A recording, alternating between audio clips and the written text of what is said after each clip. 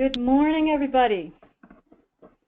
It looks like there's about 25 folks on the webinar so far. We've got 36 registered, so we'll wait just another few seconds and let people find their way here.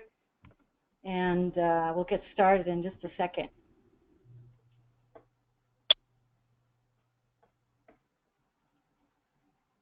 Oh, there's a few more popping in.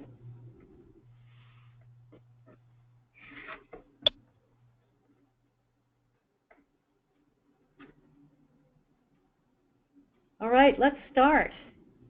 Good morning, everybody. Welcome to our webinar. We're going to do a 90-minute webinar today on cultural resource protection compliance. I hope everybody was able to get on the call all right today. My name is Shawn Morford. I'm the Executive Director of the Network of Oregon Watershed Councils. And my job is to open the webinar and welcome all of you here. And I'm sort of serving as an air traffic controller also, as we have 3 panelists, actually 4, including Ken. So there's a bit of an air traffic task to do. This webinar is part of what has really started to become a monthly webinar series sponsored by the Oregon Conservation Partnership. And we started using this online forum for training and information sharing across soil and water conservation districts and watershed councils and land trusts about a year ago, and it's really taken off. We're finding it a great forum for exchange, and we're planning to do more. We're going to have a survey at the end of this. We'll be asking you to give us your thoughts on any future webinars you might want to have us sponsor. So there's 36 of you registered. We're just thrilled about the turnout for this. And it looks like there's quite a range of organizations. Here I see several state agencies, Water Resources, OWEB, ODF&W. There's some nonprofits, of course, SWCDs and watershed councils and land trusts. I also see Port of Portland here. So we're really happy to have such a broad representation here, and look forward to your comments and questions as we go along. In just a minute, I'm going to hand it over to Ken Fetcho, who's the tribal liaison for OWEB, to serve as the moderator. Ken really was the organizer of this webinar, and he pulled together this panel that you're going to be hearing from. But before I do that, I want to say just a couple of housekeeping things.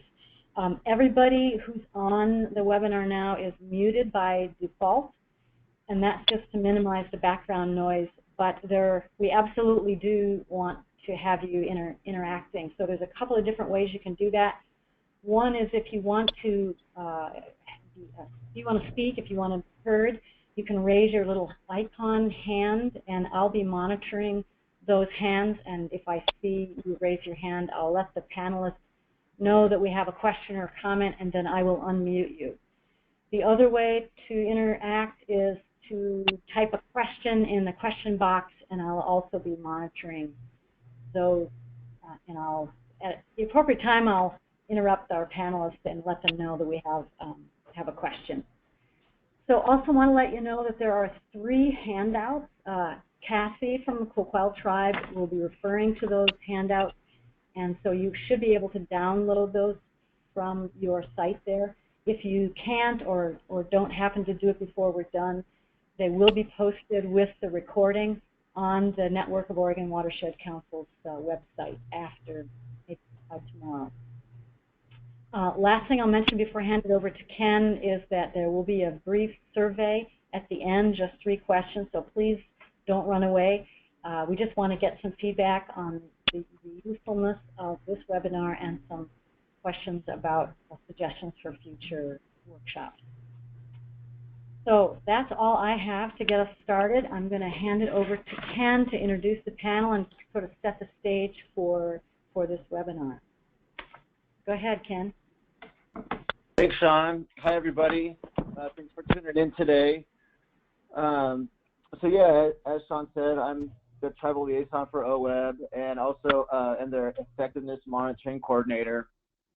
And we wanted to help co-host this webinar to follow up on a session that we had at the Connect conference in Pendleton in May of 2017, earlier this year, and really wanted to let you guys know, we're OWEB's working with our tribal partners and our grant program staff to help increase the awareness of the cultural resource protection regulations to help you guys better understand what that process looks like when implementing restoration projects with OWEB grants.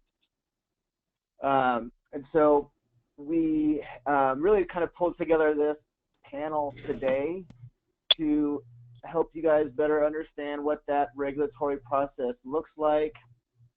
And each speaker provides sort of a different perspective on that process.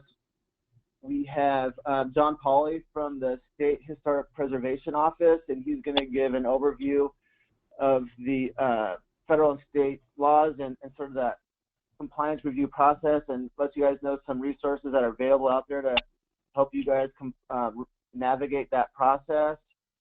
And then we have Cassie Rippey from the Coquille Indian Tribe, who is going to give a tribal perspective and really emphasize the importance of cultural resource to tribes and how to better work with tribes when implementing projects. And then we have Amy Charette. She is a watershed coordinator from the Confederate Tribes of the Warm Springs Reservation of Oregon, and she provides that perspective of an implementer and a planner when implementing restoration projects, and sort of how to navigate that process and what some of the things that could happen to your timeline and budget as navigating this process and implementing a project on the ground. And so just really want to welcome all of you guys and encourage you guys to ask questions. If you have any clarifying questions as the presenter is speaking, please type that into the question box in the right-hand side of the panel. And Sean is sort of watching that. We'll pause the presenter to help clarify anything that you need to better understand their presentation. And then after each presenter speaks, we'll have time for questions and answers. And so, and then we'll transition to the next speaker. And then we'll also open it up for a discussion after Amy is done to sort of talk about anything that you may want to better understand or have comments or questions that can be shared with all the panelists, or let the panelists sort of bounce anything off that they've heard throughout the webinar. So with that, I'd like to turn it over to John Pauly so he can begin his presentation. Thanks, Ken. I hope everybody can hear me. I'm sure Ken or Sean will let me know if you can't. As was indicated in the introduction, my name is John Pauly, and I'm the Assistant State Archaeologist at the State Historic Preservation Office. And here at SHPO, we review over 3,000 projects every year, and we try and help folks navigate through federal laws and state laws that add certain protections to archaeological sites. My opening slide here, I've got a couple of pictures of artifacts of different ages. In Oregon, there are archaeological sites that are over 14,000 years old that have been dated, probably some older than that as well. And for archaeologists to be able to get information like this, or to help with protection and preserving these types of places, there's a lot of different pieces of information that we use. And unfortunately, items like this are also desired by collectors, or we call them looters. It's unlawful artifact collection. And so the photo with the historic bottles in it, that actually is from picture I took at a police station a couple years ago from some looted items. So there's a lot of reasons why there are laws to protect these places from a lot of different perspectives, and I'm going to kind of give a rundown of those very briefly, and also a rundown on what we do at SHPO as far as reviewing projects. And hopefully I can give you guys some links and useful sources to check out, you know, if you have any questions about whether your projects are compliant with the law as well. So there are a number of federal laws that not only address archaeological sites, but they also involve tribes and their sovereign rights and their, you know, you can see the second from the last bullet, the American Indian Religious Freedom Act. So, you know, a lot of times archaeological sites are also, they're not just places with artifacts, but they're also, you know, properties that have cultural, religious, or spiritual significance to tribes. And so I think one of the things that sometimes people struggle with who have to deal with these through projects is, you know, I can't believe I have to, you know, have my project stop or be reviewed for a few pieces of chipped stone flake or, you know, arrowheads or things like that. But there's a lot more to it, and there are a lot more players involved. So that's something I want to stress. The first bullet is the National Historic Preservation Act.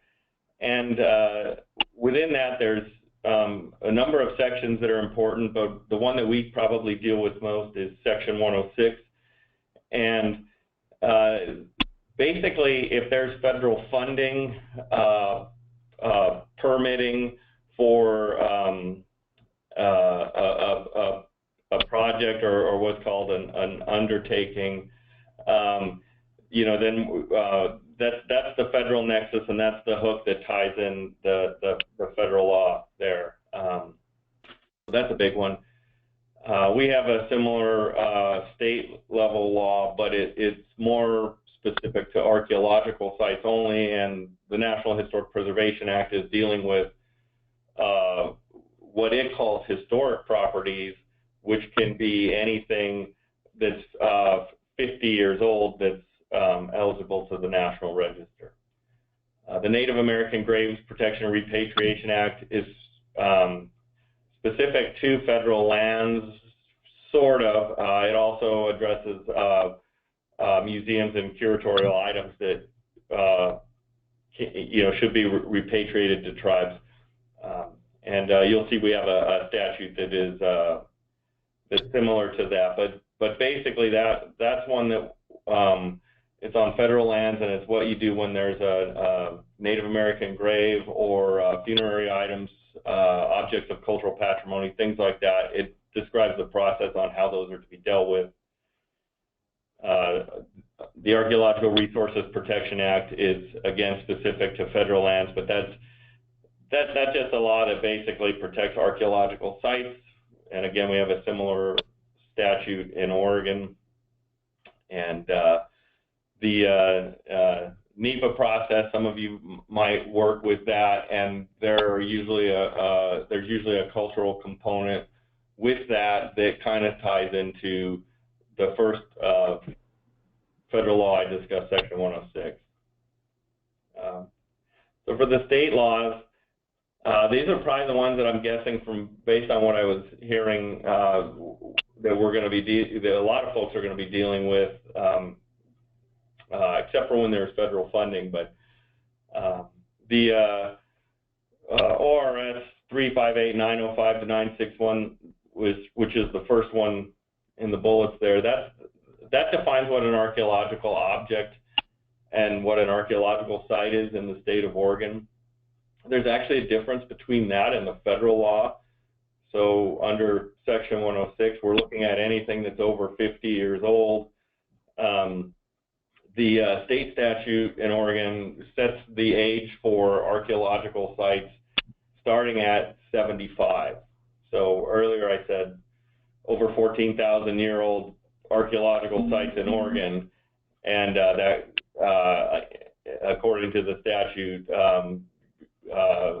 the more recent one would be items that are 75 years old. So those bottles that I showed in that first picture would be closer to that age range. And again, not everybody sees archaeological sites as, you know, bottles and bricks and things like that, but they are. So as defined in statute. And the other statute that I deal with quite a bit is ORS 390.235, which is the permits and condition for excavation and removal. So any archaeological excavation or collection on non-federal public land or on private land within a known archaeological site has to be done under a permit issued by the state. And we review permits here when they come in, and then we send them out to a number of groups that have review authority in the state. And I think I come back to that later, so I won't go into much more detail there. I should mention that violation of the first statute there is a Class B misdemeanor. And the third bullet here for the Indian graves and protected objects, violation of that statute is a Class C felony. So it's one of the things at SHPO that we're trying to do with these projects is make sure that that projects are not inadvertently damaging archaeological sites or Indian graves and protected objects, because, you know, there are penalties for that, and I'm not trying to, you know, scare anybody or whatever, but that's a big part of what we do. And Indian graves and protected objects is similar to NAGPRA in that it's addressing Indian burials, graves, objects of cultural patrimony, associated funerary objects, and things like that. The second to last bullet is the ORS 192.501, and that actually is the exemption from public records requests. Archaeological sites are not subject to public record requests. They're protected. And again, it ties into some of that looting I talked about earlier, where we have to protect these locations to the best of our ability because unfortunately there are people who want to go artifact hunting, and if the information about the location of sites is known, then the problem would be even worse than it already is. And the last statute I have here is ORS 182.164, which requires state agencies to develop and implement policy on relationship with tribes. And this is a really important one. And I feel like when we're working with anybody, you know, for projects or things like that, that, you know, we need to make sure that not only we're working with the tribes, but that that project proponents have contacted them, and so we really want to make sure that folks are giving them an opportunity to review things as well. So for compliance with whether it's federal or the state law, there's often issues of good faith effort, or sometimes it's referred to as due diligence and things like that. So with archaeological sites, since we don't always know where they are, we can't always see them, oftentimes they're underground or buried and things like that.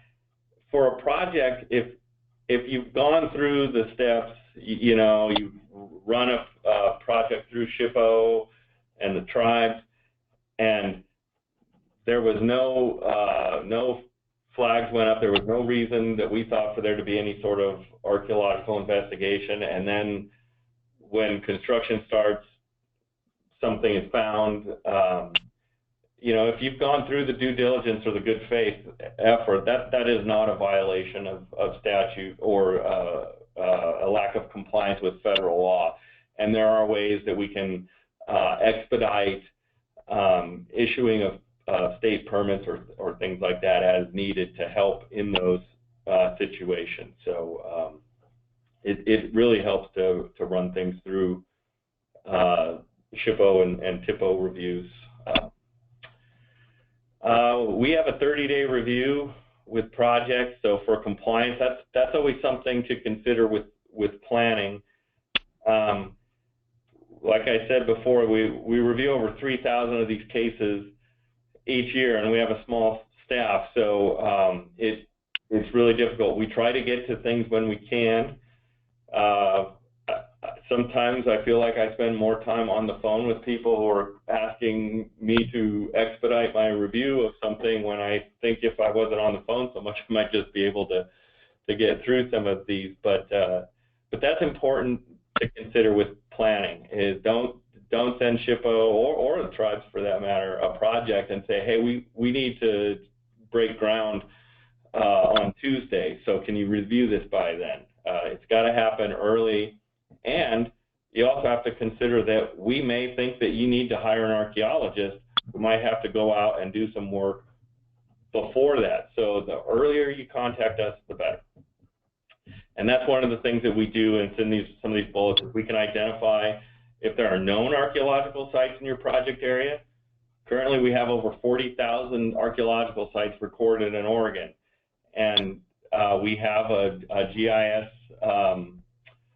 database with those locations plotted in them. So when you're providing us information on where your project is, that's one of the first things we do, is look to see if something is there that we already know about. We can also tell if the project has already been surveyed recently. If the archaeological standards for survey have changed over the years, and it also, the ground visibility can change depending on the time of year, or there's a lot of things. So we factor a lot of that into our reviews. But generally, if something has been surveyed recently and nothing was found, we're probably going to be okay with that. But we can let people know if a survey is needed, or if an archaeologist is needed, or if they need to get an archaeologist to apply for a permit. So finding an archaeologist, I'd probably get to this later, but we have a link on our website. Our contractor directory is a list of companies and individuals that have what is called an Oregon Qualified Archaeologist from the previous statute I referenced, ORS 390.235. And those are just archaeologists who have been vetted and approved and are able to apply for state permits. So if a state permit is needed, you're going to need somebody who's been vetted and approved through that process. And we are often asked, how much does an archaeologist cost? And we really don't know. We don't really dictate how much these archaeologists charge for their time and services, but we think that you guys, if you need one, should be contacting them, should check more than one. You know, we usually recommend at least 3. It also depends on how large the project is and the level of work that's needed by the archaeologist. But you know, some of the other questions you might want to consider asking them is their experience with that specific type of project.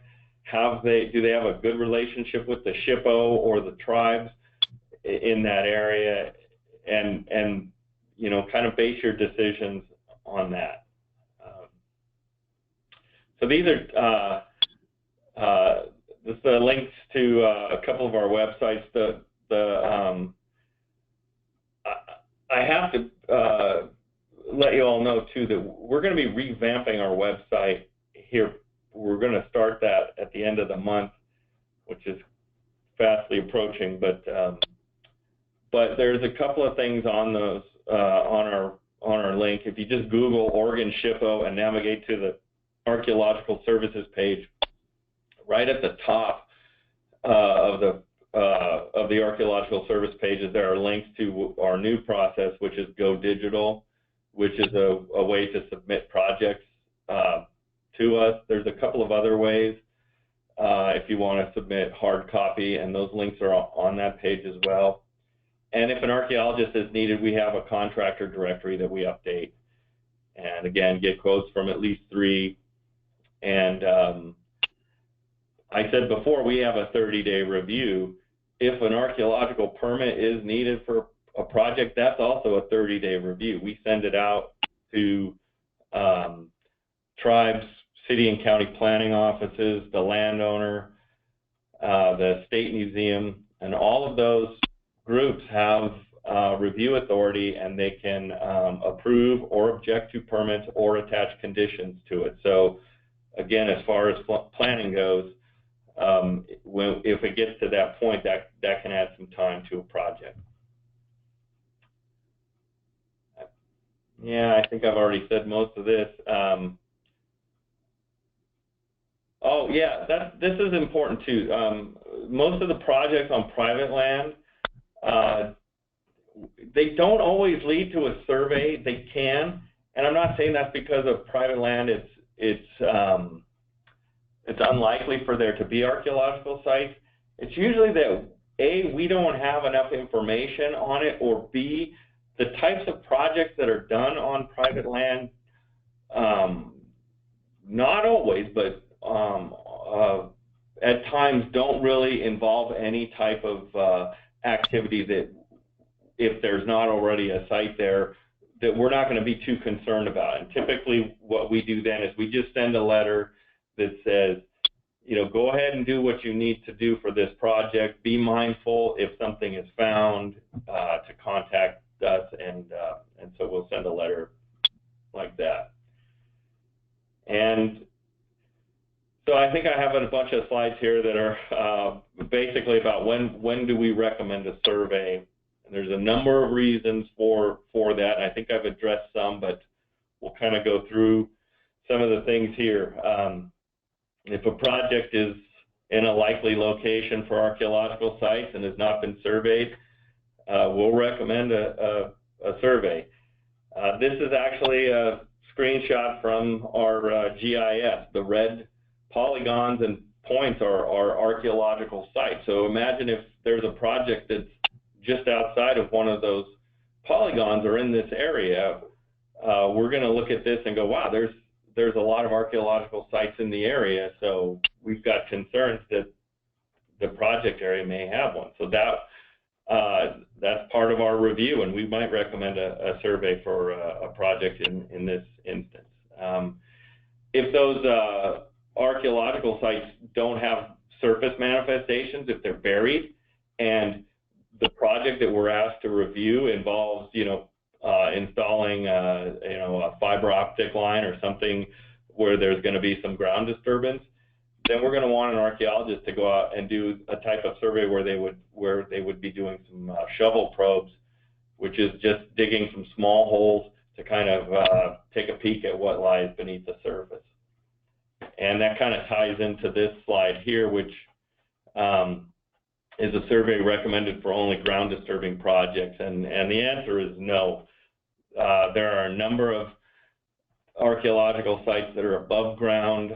This is a picture of what some would call a hunting blind.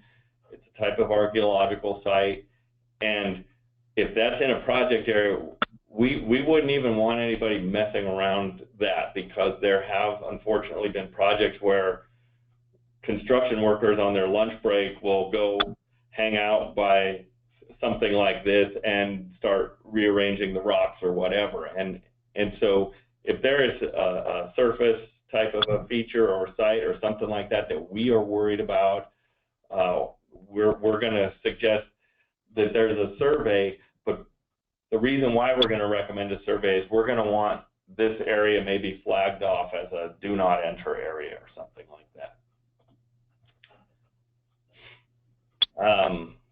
And as stated, that's why we're recommending surveys, is to help projects, prevent them from violating inadvertently or inadvertently violating these statutes. So this is a photo here of some archaeologists doing monitoring. So this area probably was surveyed. There may be sites in the area, or they might have been a high probability area. And then we might recommend monitoring where they're actually watching the ground disturbance just to make sure that something doesn't come up that, that shouldn't have. And if they're there, they can stop the, the backhoe operator immediately so that they are not doing further damage. And then we can move from there. And like I said before, we can issue expedited permits. We can redirect projects and, and things like that. So that's kind of the objective there. And if an archaeological site is in a project area, we're going to work with avoidance. I kind of already mentioned that, but if you don't need to park vehicles or have a staging area in a certain area, or if the fiber optic line doesn't have to go on the east side of the plowed field, but it could go on the west side or whatever, we'll work with folks so that we can help them avoid places.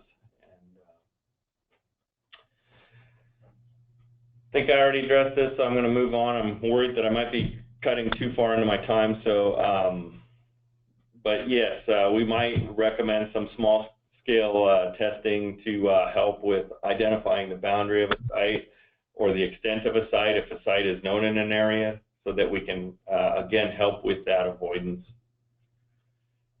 And if it's not possible to avoid a site, some of the things that are going to probably happen is there's probably going to have to be either some testing or mitigation of the project-related damage to that site. For mitigation, it's not always necessarily going to be excavation, but that's a common one. But it can involve other types of mitigation as well, and that just depends on what it is that what the type of site is that we're dealing with. And yeah, I jumped ahead on that. This is kind of an issue of mitigation. This is actually a photo of a mitigation project that I was involved with in North Dakota. But yeah, if you have an archaeological site that's going to be significantly, well, it doesn't even have to be significant. If the site is significant, and by significant, it's eligible to the National Register, and it's going to be adversely affected from the project, then we have to move into some type of mitigation to account for that. Okay, I think I made it through. I don't know how we're going to do questions, if Sean or somebody's just going to voice them to me, or however we want to do that. Yeah, so I'll look for. Okay, so thank you, John, and this is an opportunity for you guys to type in your questions, and Sean's going to look for those. Any kind of questions related to, the process to sort of begin the review of a potential or even very real restoration project that you're considering implementing with a partner. And so encourage you to ask any of those questions that you may have at this time.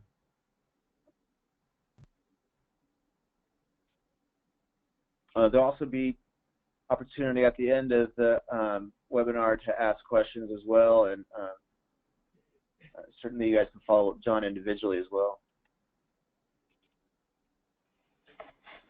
Yeah, Ken, I'm not seeing any questions yet, but I know, John, you've got to get off for a little bit, but you're going to get back on towards the end, is that right? So that we can, if questions come up in the context of the other speakers, that maybe you'll be available to address them then. Yeah, I've got about 20 minutes till I am kicked out of the room here, and then I'll just log back in at my desk. So yeah, one of the things that I'll mention now before we transition over to Cassie is that our technical assistants funding through our grant, is often used to work through various permit process, and can certainly be used to navigate this permit process as well.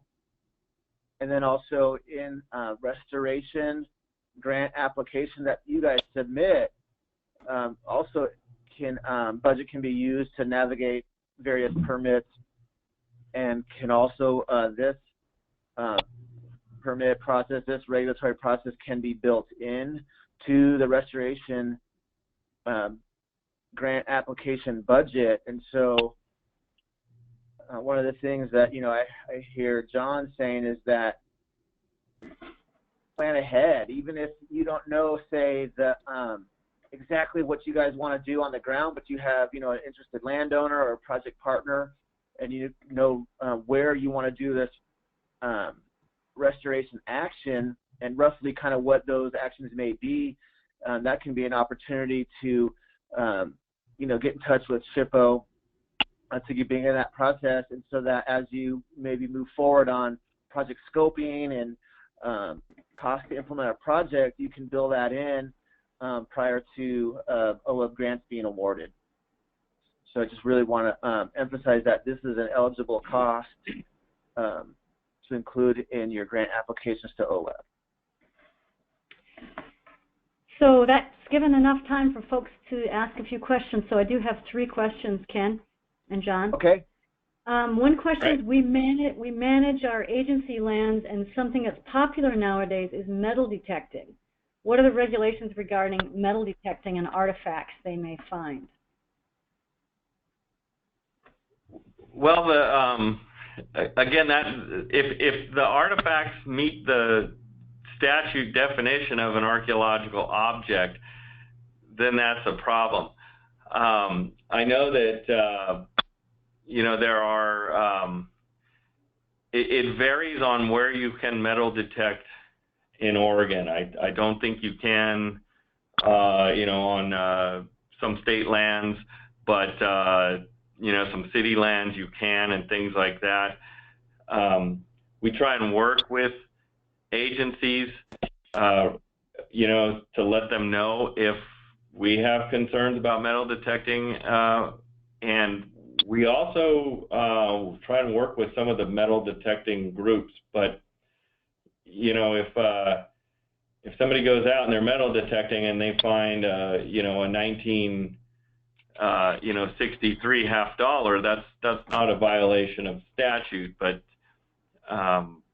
if they're out metal detecting, in a park where there was a historic town site or something like that, then it can be. So I guess if you have any concerns about a certain area,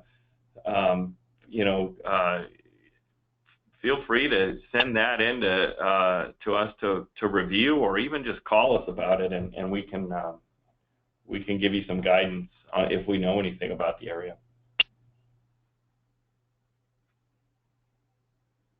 Thank you, John. Here's the second question. Is there any guidance on what is required for a survey that would help project managers know what survey components to put into a bid solicitation? Are there minimum survey elements or standard components per project type? That varies. I think that in one of the slides I'd mentioned that sometimes for a survey we want there to be some subsurface testing, and I know that that can be a little more labor intensive and elevate costs a bit. I would, again, I would work with some archaeologists even before you had a project, and to just see if you can get some ideas from them on different things. But by and large, a survey, sometimes it's just what we call a pedestrian survey, where an archaeologist is walking what we call transects. They're just walking across the property at a specified interval. So we actually have guidelines for how far apart each transect should be when somebody's walking. But they're out there walking and they're looking for clues on the surface that might indicate whether or not there's an archaeological site. That's kind of like, that's probably the lowest level of a survey, and then if there's some shovel probing required, that's more of a more intensive level type of a survey. So you know, that's something too, like with that question or any other question, just because I don't want to cut into everybody else's time, feel free to, my contact information is available on the Oregon SHPO webpage, and if anybody wants to give me a call and discuss any of this in more detail, they're welcome to do so. Terrific. So that's all the questions, Ken.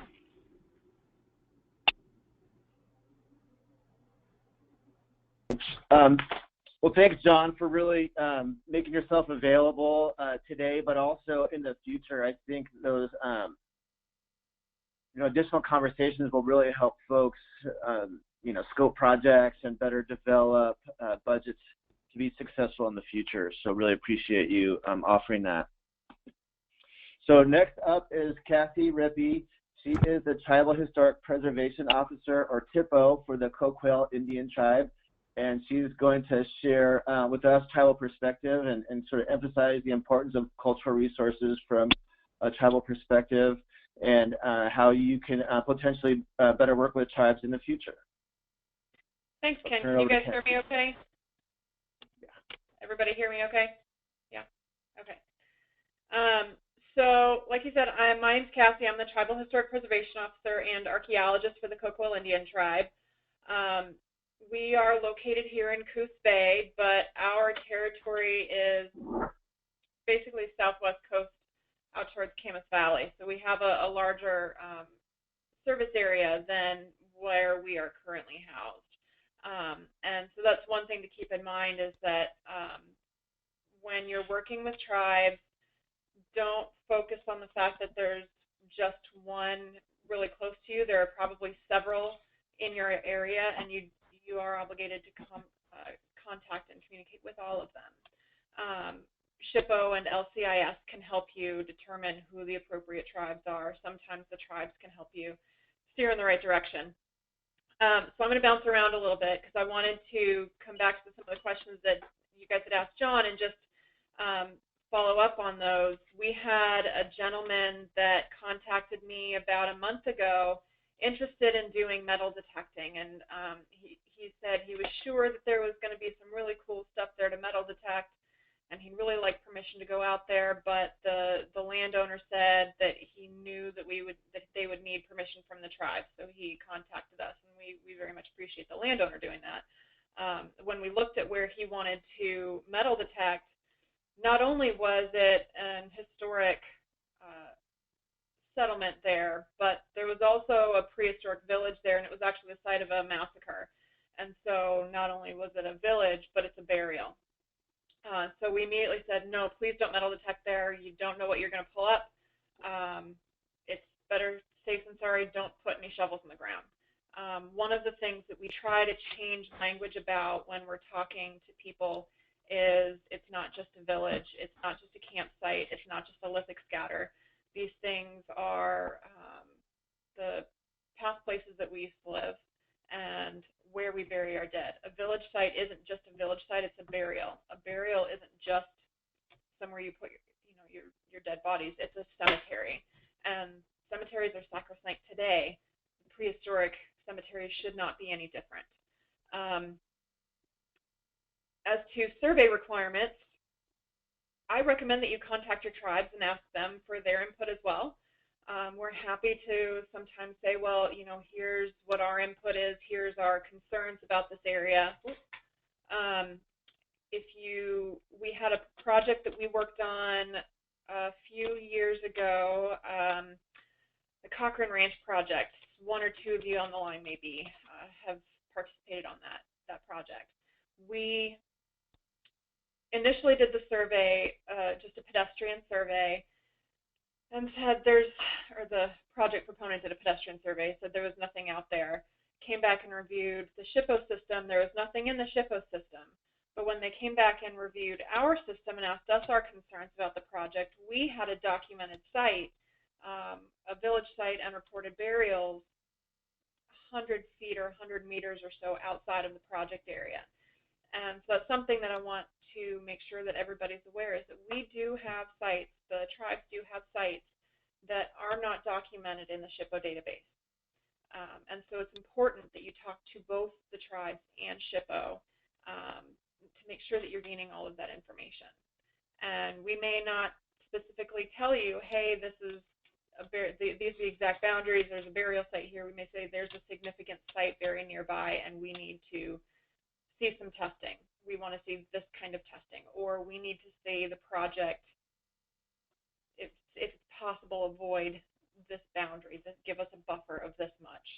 And we'll work with you. The earlier that you start on that consultation for your project, the earlier that we can work with you on figuring out what those needs are going to be, and the less problems we encounter in future. So going back a little bit, I do work for the Cook-Well. I cannot speak for every or any other tribe in Oregon. I'm giving some generalizations. Many of these things will apply to the other tribes, but I don't speak for them. And so the way that I do things may not be the way that they do things over at Warm Springs or Umatilla, or even at my neighbors at the Confederated Tribes. You need to speak to each individual tribe, find out what their policies are, what their procedures are. They may have a different view of a type of artifact or of a piece of property. Something may be sacred to Klamath and not be considered sacred to Cook-Well. And so you need to make sure that you are communicating appropriately with the appropriate people. So I just wanted to give you a little bit of background on why cultural resources are important to tribes and kind of what tribes' definitions of cultural resources are. The Provisional Government of Oregon was formed in 1843. The Cook-Well, we had relatively little interaction at the beginning. Other tribes were much more involved. The Organic Act of 1848, designating Oregon as a territory, started to see more interaction with the tribes. And then in 1850 was the Oregon Donation Land Act. That Land Act said that any man or family coming into the state of Oregon between 1850 and 1854 can get land. 160 acres for a single man, 320 acres for a man and his family. And so they're taking that land from people that are already living there. Something that we say very frequently in archaeology is a good place to live is a good place to live. And that's very true still today. So that act, that Oregon Donation Land Act, was pretty detrimental, especially to the Cook-Well, but for many tribes. Rogue River Indian Wars skirmishes began in the early 1850s, 1851 and on. The Cook-Well saw a series of massacres in 1853 and 1854, but they did still get along. There was still a lot of really good interactions with the settlers as well. That said, 1854 we had some massacres, and following those massacres, an Indian agent by the name of Joel Palmer came around and said, we have to save the tribes. If we don't do something, they will all be dead. And so he went and petitioned the Congress for the Coast Reservation. Congress came back and said, yes, you can have your Coast Reservation, have the Native people sign a treaty. So Palmer went around to all the treaties on the coast, and he got a lot of signatures on this Coast Treaty of 1855. September and August of 1855 is when 5 Cook-Well headmen signed that treaty. They relinquished their homelands in the exchange for a new home, in a place that they've never been to, with provisions and safety for their people. Unfortunately, the treaty wasn't ratified, and Indian agents rounded everybody up and moved them anyway. You hear often of the Navajo Trail of Tears. Well, the Oregon tribes, the Southwest Oregon tribes, also have their own trails of tears. And those things are still affecting the tribes today. So Cookwa people were rounded up. Many were sent to Fort Orford or to Fort Umpqua to await removal. Some ran away, some were killed or died, and some went up to the Coast Reservation. About that same time, 1856, there was a law that passed that allowed white men to marry Indian women, which allowed Cookwa women to stay on their land. That was of any age, and many of the men married women that they then purchased for the purpose. So I'm going to skip a little bit of specific tribal history just so that we're being a little bit more broad, because a lot of you don't work in the Southwest Oregon. I want to talk a little bit about some of the assimilation programs that really kind of decimated tribal relations and the tribal way of life. So in 1824, the BIA was created, and so I said Joel Palmer is one of those Indian agents, BIA. BIA is still a program, but it's run quite a bit differently today. Assimilation program number 2 is the Dawes Allotment Act, and many of you may have heard of that. The Dawes Allotment Act of 1887 was created with the intention to disband tribes and break up that tribal mindset and communal living, property ownership. Like the original Land Donation Act, tribal people could get land. They could petition for land.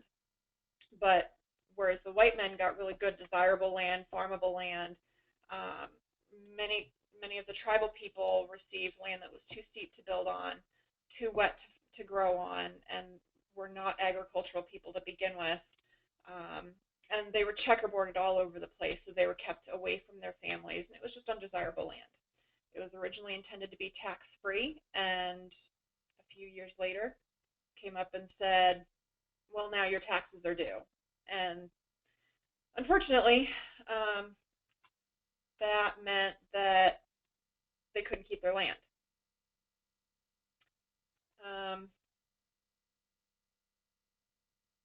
Can everybody still hear me? My image is frozen on my screen.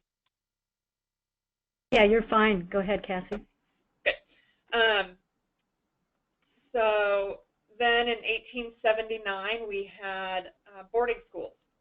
So they see that the Dawes Allotment Act isn't working, and so the next program is to try to kill the Indian, save the man, by forcibly integrating children into white society, taking children from their homes and sending them to boarding schools up north, Forest Grove or now Chemawa. Number 4 is the Urban Relocation Program, is designed to take young men out of their villages, out of their environments, and send them to one of 7 urban relocations for vocational training.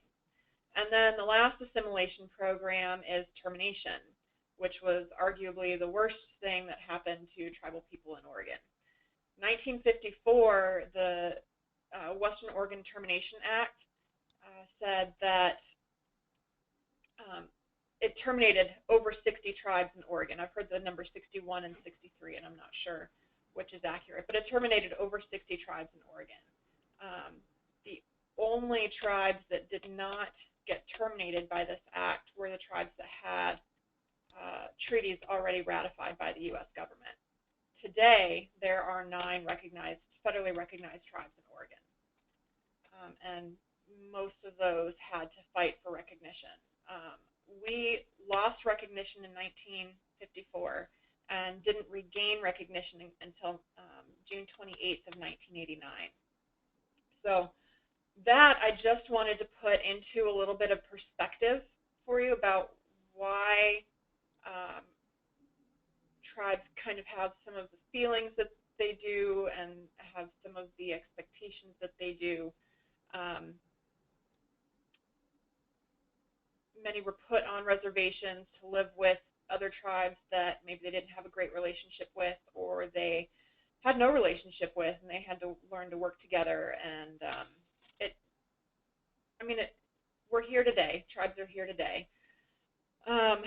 But so let's see. Now, after the disbandment of the reservations, some tribes still live on or have the property that was on their reservations. The Siletz still has a piece of that coast reservation, which became the Siletz Reservation. The Coquille, we have what we call our res, but it's not a reservation. It's actually a housing authority. We purchased this property as part of our Restoration Act. And while we have today 10,000 acres of property spread out through our 5-county service area, that is only a fraction of the 1 million+ acres of property that the tribe called their ancestral homeland. So we are working with you guys to help protect the ancestral homelands, not just the lands that we own today. With that said, one thing that I always hear from private landowners and from project proponents is, well, I don't want to talk to tribes because they're just going to take our land. And that's not what we do. We absolutely have no interest and cannot take your land. What we want to do is document the resource. This is a piece of our history that was lost, that is sacred to us, and we're just trying to record and find out, as much as we can before it's destroyed, or save it if at all possible. John mentioned that we have a pretty heavy looting problem, and that we have laws to protect that. And we did pass a more strengthened law this June, and I think that takes effect in January of 2017. So it'll strengthen protections for cultural resources on public land.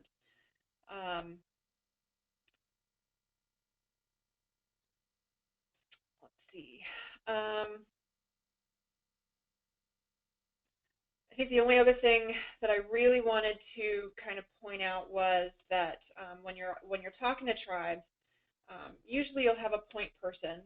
I know that when we did the project at Cochrane Ranch, we had a point person. Our fisheries person was our point person for the project and for the OWEB contract. And I think that we probably have a fisheries talk coming up next.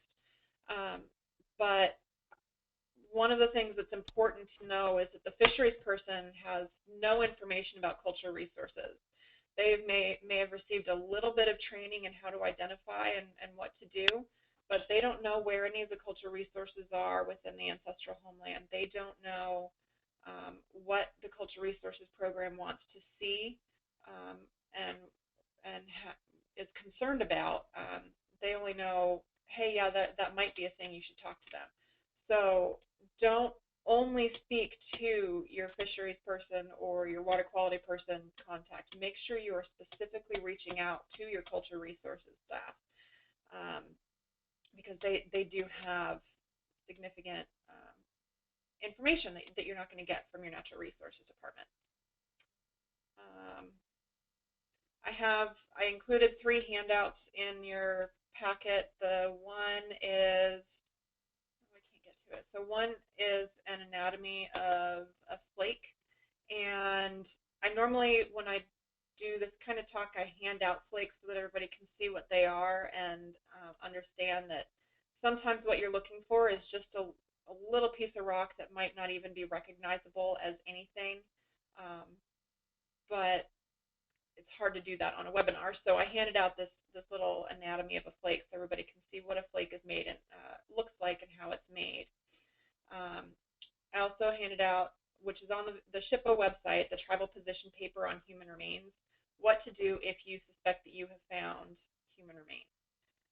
The same goes for sacred objects, funerary objects, and objects of cultural patrimony. If you think you found somebody or something, call one of the people on that list and we can help you get it sorted out.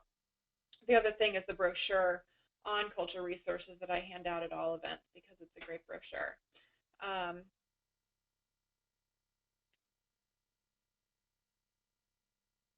Yeah, another topic, and I've completely forgotten what it was, so I think I'll just take questions now unless anybody wants to do questions later, and if I come up with something, I Thanks, Cassie. So if you guys look on your right hand of your sort of toolbar, you'll see at the handout with a little down arrow. You click on that, and you'll see the 3 different PDFs that are available to download, and I encourage you to do that. So thank you, Cassie, for including those. But encourage you guys to type in any questions that you may have for Cassie. And we'll just pause for a brief moment to see if anybody has any questions for her. Okay, Ken, there's a couple of things. One person reminds us that we've lost the presentation slide views. We have actually, John was a presenter last and he had to step away, so as soon as Amy starts, we'll put the slides back up, so we're okay. We have a question. Please talk more about the flakes. Oh, and okay. Yeah, Teresa, I think you also have your hand up. Do you also want to say something? I'll unmute you, and you can say whether you want to get your voice in the room. Go ahead, Teresa. You're unmuted. Teresa? Oh, she says no need to unmute. I think her question was just please talk more about the flakes. Okay, so one of the things that, well, let me back up a little bit. We were talking about survey requirements. What would be required of survey? How do we know what to put in our RFP when we go out to get an archaeologist? Part of that's going to depend on what the probability of the site is. So is it a high probability location? Is it a low probability location? What kind of site is it? Is it a lithic scatter? Is it a campsite? Is it a village site? And what kind of visibility is there? So out west, out east, they have a lot better ground visibility than we do here on the west side. The west side, we've got a lot of inundation processes. Stone tends to sink when it's with geologic processes. We have forests that have dust that cover up lots of sites. So out here on the west side, really pedestrian survey is insufficient. And if anybody sends me a letter and says, well, we did pedestrian survey and we didn't see anything, that's usually not going to be good enough for me. We usually expect to see some sort of shovel testing in this area. Can everybody see me still moving? Because my web camera is frozen. No, we've lost your video completely, but we can hear you beautifully. Okay. Well, okay. I was going to hold up the brochure, but if you open up the brochure to the anatomy of a flake is the very last little piece of a tool making process. So if somebody wants to make a knife or a scraper or some sort of projectile point, they're going to get a core. It's a big piece of rock. And in this area, typically we have chert. Out east, you'll frequently have obsidian. And we do occasionally get obsidian transferred to this area through trade as well. But you'll start with your core, and you start knocking off pieces of that core to start making the shape that you want. And those big pieces that you knock off are called shatter.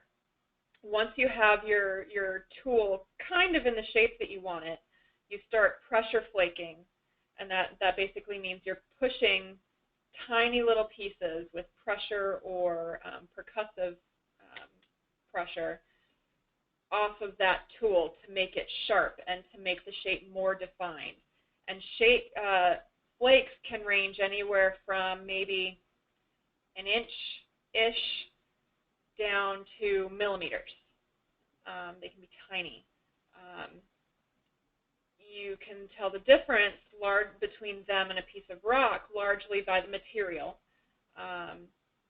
and by the way that it's shaped. So water, when it's culturally modified, or rock, when it's culturally modified, acts like water. It ripples. And so this anatomy of a flake diagram that I put out shows how that process really works. And you can see that on many flakes. It's not all flakes, but this is a good example of flakes. And if ever you're at an opportunity to talk to tribes, or if you're at an event where you're speaking to me, I'm happy to show you some examples of what flakes are, because those are usually what you're going to see first. We were working on a project on a gentleman's cattle ranch. He wanted to install some irrigation trenches. And, we're walking, and he says, well, it's, I haven't seen anything here. I've been out on this property my whole life, and I've never seen even a tool. I said, well, that's great, but I'm going to take a look anyway, because you don't necessarily know what you're looking for. And we do have a history of looting in this area, and he may have been living there for many years, but there were people living there before him and people living there before him. Who knows what they've collected? So we went walking around, and towards the bank of the stream, we found a dust wallow, the spot where the cows like to kick up and roll in the ground. And in the dust wallow, there were 4 decent-sized chert flakes. And they were very clearly culturally modified flakes. And he said, well, I just thought that stuff was rock. And so we were able to give him a little bit of an example and a learning opportunity right there, and say, this isn't just rock. It may not be a tool. This may not be the flashy, cool piece that everybody wants to see, but this is evidence of somebody finishing their tools. This is evidence that somebody was hunting, somebody was preparing to go gather food. They were processing food here. So flakes may seem minuscule, they may seem unimportant, but they tell a huge piece of the story, and can be often very difficult to see, but are the most abundant, arguably, resource that we find, because there are so many of them from the process.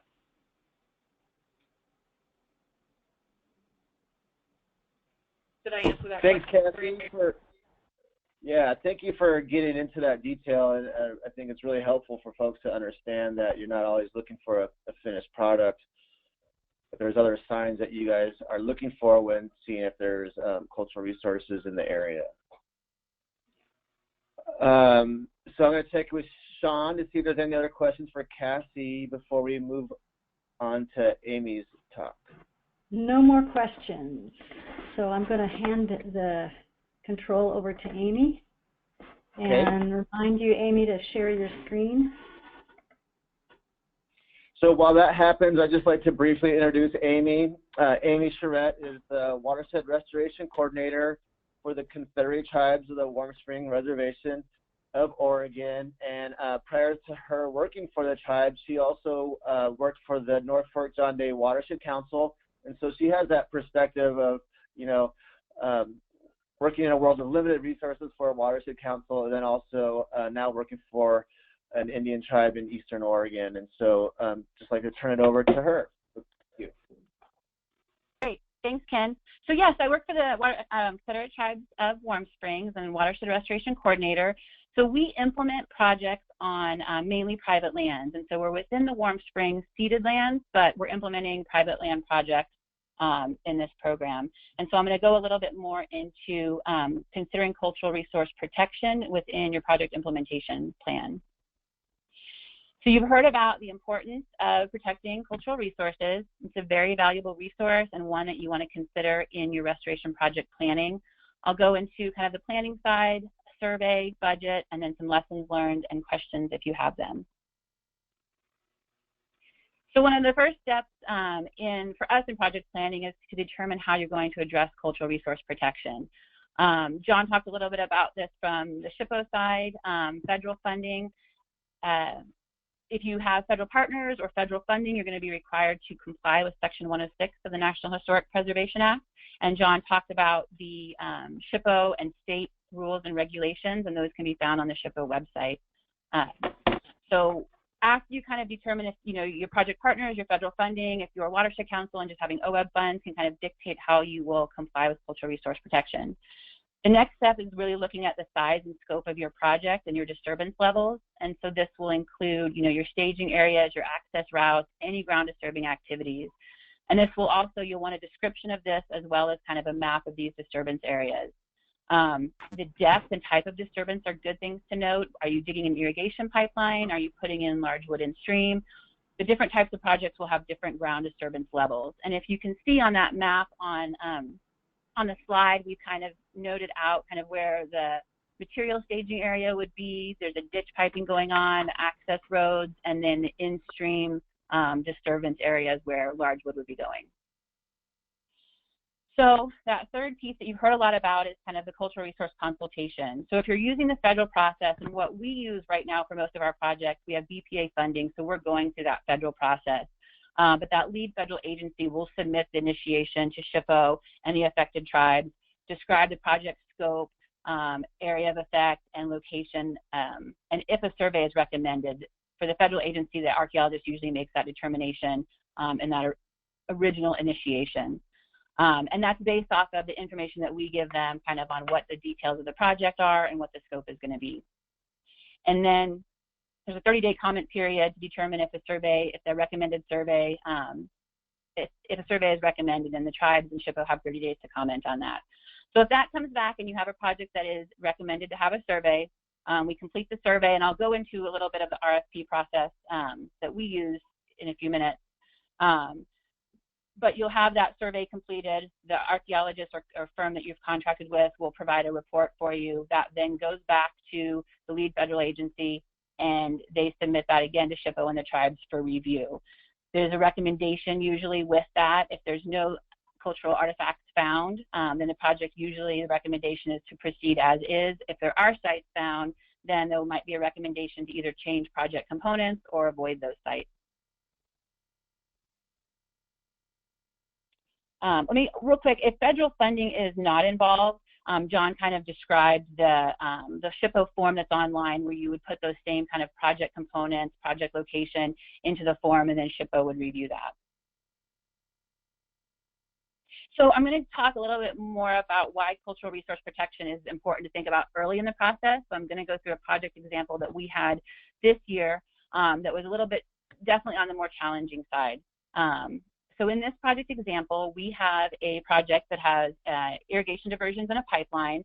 We propose to consolidate and move 4 irrigation diversions from push-up dams to 2 pump stations. And you can kind of see the project components on that map. We've identified the staging areas, access routes, the pipeline location, all of the project components that would be going on. A survey was recommended for this site, and so when we contracted out the survey, and when we conducted that, there were 2 cultural sites identified from that survey. And I don't know if you can see those on the site, but there's kind of one in the middle of the screen and then one on the left-hand side of the screen. So those were right in the middle of specific project components that we had. So we came up with a second design iteration. And so on this one, it's always best, and I think both Cassie and John talked about this, avoidance is always the first option when you have identified a cultural artifact or a cultural site within your restoration projects. Avoidance is kind of the first thing that you want to look at doing. And so when we looked at this second design, we proposed to avoid that upper site completely. So we moved the pipeline. And then for the second site, we proposed to lay the pipe on top of the ground to avoid any impacts to the site.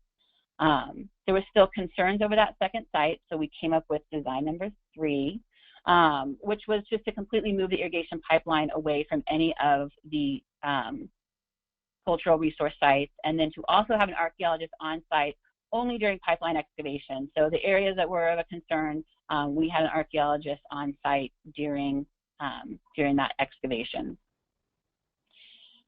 So these are a lot of costs. We had a lot of costs associated with design changes and a lot of costs associated with having an archaeologist on site. And it's really hard to predict what's going to happen up front, but it's really important to try and accommodate as best you can into your time frame and into your funding, your budget. And it is an allowable expense with OWEB to at least put in the cultural resource survey. And so it's something you kind of want to be thinking about as you're setting that project budget. Another component of this that we changed was our landowner agreement. So as kind of OWEB grantees and other projects with landowners, we have a landowner agreement we do with all of our projects. And so in that, we added some language for what it means to do a cultural resource survey, what it means to the landowner, because they're interested in how this is going to affect them. So what it means to conduct a cultural resource survey, and then what happens if any sites are found. And so we pulled that information from the SHPA website, and we also talked with our tribal historic preservation officer to come up with that language. And if anybody is interested in that, I'd be happy to share that after this. You can email me. So project timeline, this is kind of your OWEB application timeline. And so I think it's just kind of important to note that just like with any permits, you're going to want to make sure you factor in time for the surveys and consultation if needed. And so it's just an important piece that you want to make sure is in your timeline, because sometimes, especially with several 30-day comment periods, or if something comes back that you're going to need a survey or you're going to need some additional information, you want to factor that into your time frame. So for the actual on-the-ground field surveys, you know, like Cassie mentioned, with the fishery staff and aquatic staff who are doing the project planning, this, you know, is not, we're not making any determinations, we're not making any kind of recommendations for what is happening on the ground for the field surveys and the cultural resource determination. And so if that, once that initial scoping is complete and it's determined that maybe you need a field survey for your project, we contract out those field surveys. We like to use an RFP process. You could put that out for bid. It's a hard, it's something hard, I feel like, to bid, because every project is different and your level of disturbance is different. Your level of activities that are going to be going on is different for each project. And so it's really kind of project specific, at least that what we have found for those surveys. So we found that using a proposal process has worked the best for us, where when we put that out for bid, the archaeology or engineering firms that are bidding on that project will propose the scope to us. You can then run that by an archaeologist maybe that you know, or have somebody else look at that and make sure the scope is within what is appropriate for the field survey of that site. I don't want to tell the archaeologist what exactly needs to be done, because it's not our determination. It's going to be up to them to determine what's appropriate survey for that site and the best approach for those field methods, the resource evaluation, and then testing like shovel probes and things that may also be required. It's good to have, when you have surveys going on the ground, to have someone on site, your project manager or someone on site who knows the project components and can help speak to where things are and what's going to be happening.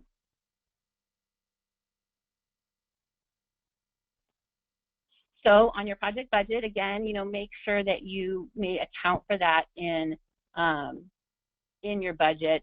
Especially with OWEB, it's something that you can put in there. If it's not needed, that's even better, but if it is needed, it's good to account for that in the beginning. If you do have a federal partner who's leading compliance and you, or you're complying with state laws, that's going to determine how much you may budget in there. For us and in our program, we fund other partners to do some of the work, and so we make sure that they have in their project budget that cultural resource survey, so that they so that it's accounted for, and we can conduct that within the project budget that we have.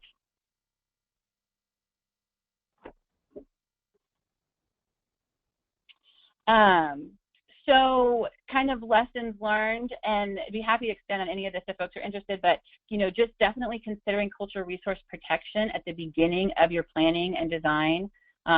You've had it mentioned a couple of times from both Cassie and John to contact the tribes and contact SHPA early on in the process. You know, once you know what components are going on, we tend to get 30% designs and then start the process, because we know we have a good idea of where things are going. But it just depends on your timeline and the project scale of when you want to be doing those things. And make sure you work those cultural resource protection costs into your budget and to your timeline.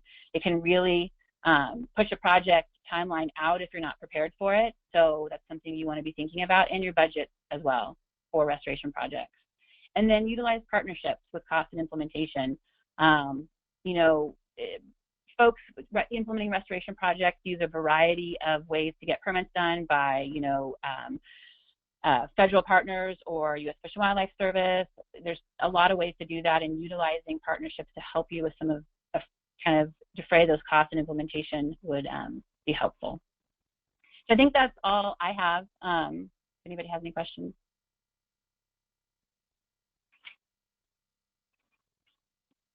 Thanks, Amy. I really appreciate you sharing, you know, your perspective from a restoration practitioner's viewpoint. And so I want to give folks an opportunity to ask Amy any questions, but also I think John is back on, and I think Cassie is still with us. So it's also an opportunity to have sort of just a broader discussion, and would encourage folks to write their question in the little box. But also if, you know, Cassie or John want to make any other points based on what Amy just shared, that would be helpful as well.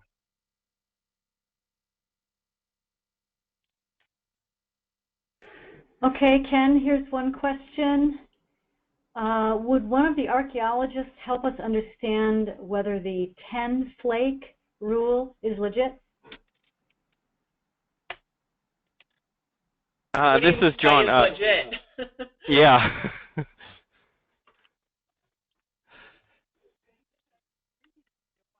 Go ahead, John. Oh, okay. Well, yeah, we had to, you know, we have to set a standard, and I think we kind of borrowed it from the feds a number of years ago, where they had 10 items equated to a site. You know, I should point out that, you know,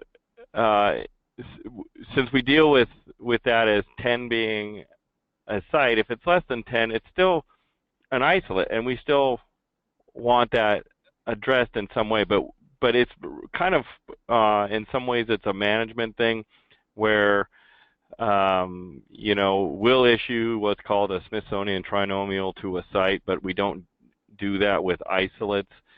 It's just kind of an arbitrary cutoff that we've been using here. But that being said, that, you know, although it's incredibly rare, isolates can be eligible to the National Register. There's nothing that says that they can't be.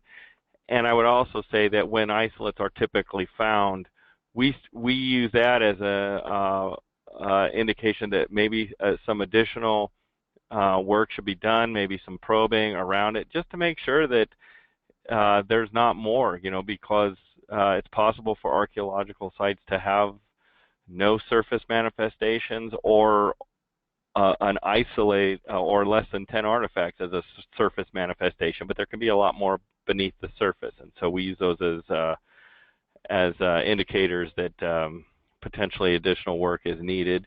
But that being said, if you know, thousands of years ago, people would be hunting and they'd shoot an arrow and miss, and you could be on a steep slope and an arrowhead could be found. We may not recommend probing in that instance, because it doesn't seem likely that there would be more, and it appears more to just be related to a single episode of hunting or something like that. I don't know if Cassie wants to jump in on that. Yeah, let me also just interject that, you know, flakes and projectile points, those stone tools, only represent what's left of the archaeological record. Many of the tools and items that were used by the tribes here were wood and fiber, and those don't survive the archaeological record. And so when you're seeing those 10 flakes, those only represent what's survived and what's there. And those only represent your sampling size. So if maybe you put in one hole and found 10 flakes, if you put in 100 holes, how many would you find? So you have to consider your sampling size, and you also have to consider the fact that soil and most of the environments that we're working in are not anaerobic, and they do cause decay. And wood and fibers decay very rapidly, and so you're only seeing a fraction of what was once traditionally there. And there are places where there were tools that didn't have stones at all. There are places where you didn't use tools at all. It may have been a ceremonial site or a sacred site, so those don't necessarily have artifacts associated with those things. So you just have to bear in mind you can't hold dead fast to, look, I have 10 flakes, I have a site. That's not the only designation that you're looking at. And thanks, Cassie. That also brings to mind, because it's kind of arbitrary. We keep, if we're dealing with 6 flakes or something like that, or a single projectile point, yeah, we consider that an isolate. But like Cassie said, it's only a very small percentage of what survives, and you could have something like a mortar and pestle that's associated with food processing that may actually also be tied to a more sedentary camp or something like that, because those are not the types of artifacts that folks that are on the move would typically want to be carrying with them a lot, because they're heavy. And so in instances where a mortar and a pestle and 3 flakes or something, for example, even though that only adds up to 5, we've had archaeologists who said, hey, this is a site. We think this should be recorded as a site, and we don't really disagree with that. And so we do assign them numbers in those instances as well.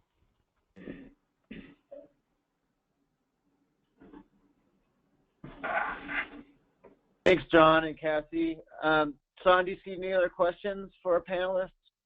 I don't see any, but I actually have one that I would like to ask in the couple minutes we have left, unless anybody wants to interrupt me with their question. But maybe it's a question for Cassie. Sometimes, particularly in Western Oregon, it's not obvious which tribe to work with. I know that there's overlapping traditional territories or territories. So what's the protocol? How do you know if you go to one tribe, will they guide? Will the staff guide you to, well, you should probably be talking to Siletz too, or that's something I mentioned. So you can start with SHPO and you can start with LCIS. So the Legislative Commission for Indian Services. Their whole job is to tell agencies which tribes to coordinate and consult with. Okay. So there's a whole agency just for that. SHPO can usually give you a generally good idea, and the tribes sometimes will give you a good idea. Say, I think that this area is, that of, Siletz and Confederated tribes. So I generally know where, people overlap, other tribes overlap with my territory. That doesn't necessarily mean I'm not going to miss one. Sometimes they've deferred, and suddenly this project they might have an interest in. So I would double check with SHPO and with LCIS, but the tribes may be able to point you in the right direction. That said, like I said, don't just talk to one. If you talk to one, you're leaving out several others probably that have other information, and if that'll wind up causing some problems. And I'll just jump in too, with the LCIS, when we issue permits, part of the review process for us is, before we send it out to all the groups that have review authority, the first thing we do is we have to contact, and this is in our administrative rule for the statute, but we have to contact LCIS, and they tell us which tribes we send the permits out to. And so sometimes if somebody has a question about what tribes to contact, that's kind of how we give them some suggestions. We always tell them to contact LCIS, of course, but we can look at an area, and if it's one where we've issued permits to in the past, we can identify which tribes were contacted through the permit process.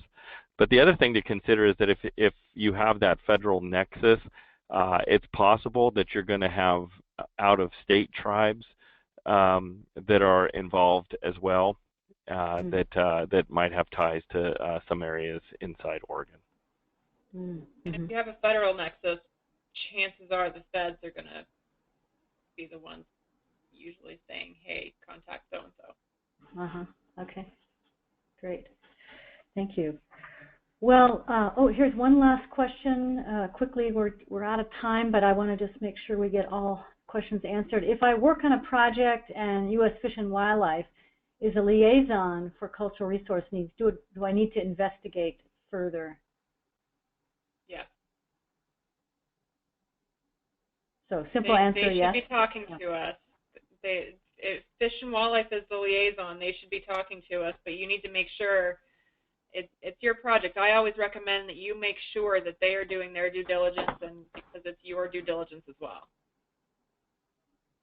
And I'll just say ditto to what Kathy just said. Okay, great.